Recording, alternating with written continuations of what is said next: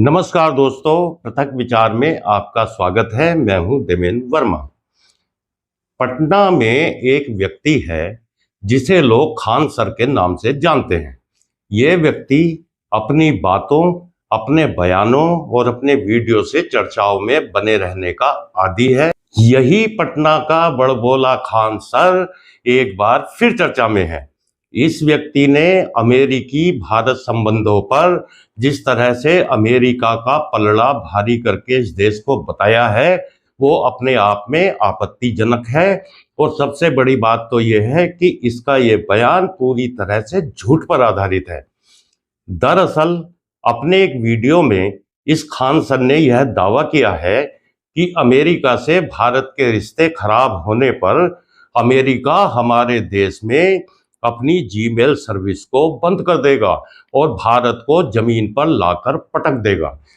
इस व्यक्ति का कहना है कि जीमेल बंद होने का मतलब ये होगा कि आप यूपीआई नहीं चला पाओगे, आप व्हाट्सएप और फेसबुक नहीं चला पाओगे, बिना जीमेल फोन ही नहीं चलाया जा सकेगा। इस खान सर ने जो कहा है उसमें कुछ सच्चाई है या ये ओवर स्मार्ट आदमी अपने गए गुजरे ज्ञान की हंसी उड़वा रहा है? ये बात इसलिए क्योंकि सबसे पहले तो इस खान सर का ये दावा कि बिना जीमेल यूपीआई इस्तेमाल नहीं किया जा सकता, ये पूरी तरह झूठ और हर तथ्य से परे है। क्योंकि यूपीआई और जीमेल का कोई लेना देना ही नहीं है। सीधे तौर पर यूपीआई को चलाने वाली एनपीसीआई का सारा सिस्टम भारतीय डेटा सेंटर्स पर निर्भर है।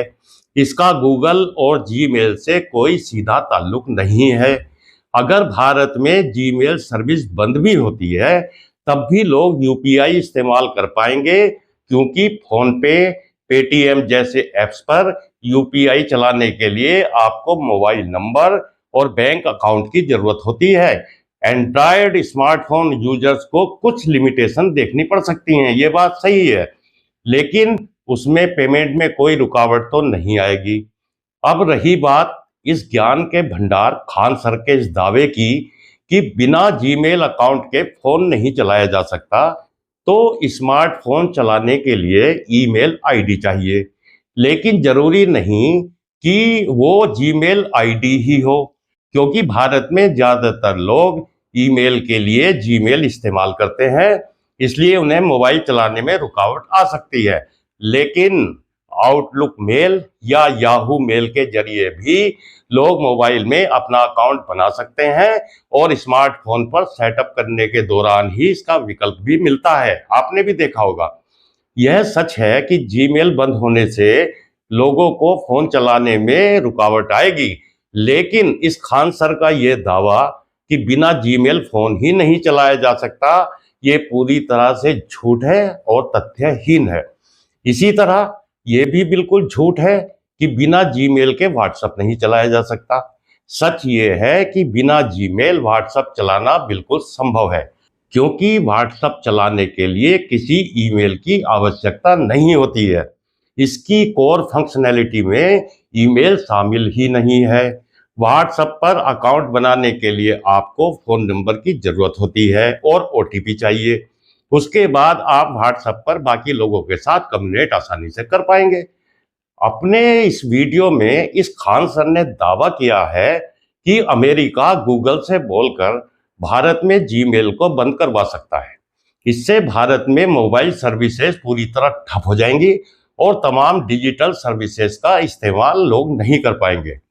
इस खान सर को एक बात अपने भेजे में बैठा लेनी चाहिए, और वो ये कि भारत तो क्या, किसी भी देश में जीमेल को ब्लॉक करने का आदेश डोनाल्ड ट्रंप की ओर से नहीं दिया जा सकता, क्योंकि जीमेल एक प्रोडक्ट है जिस पर मालिकाना हक गूगल का है। जीमेल को भारत में बैन या तो भारत सरकार कर सकती है या फिर खुद गूगल। विशेष परिस्थितियों में अमेरिका की सरकार के पास कुछ अधिकार जरूर होते हैं, लेकिन उनकी प्रक्रिया बहुत ज्यादा लंबी है और ऐसी नौबत आने पर लोगों के पास दूसरे विकल्प पहले उपलब्ध हो जाते हैं, क्योंकि भारत जैसे बाजार के साथ तो कोई भी जुड़ना चाहेगा। दरअसल खान सर जैसे लोगों को जब जरूरत से ज्यादा पैसा और प्रसिद्धि मिल जाती है तो ये खुद को हर विषय का एक्सपर्ट मानने लगते हैं।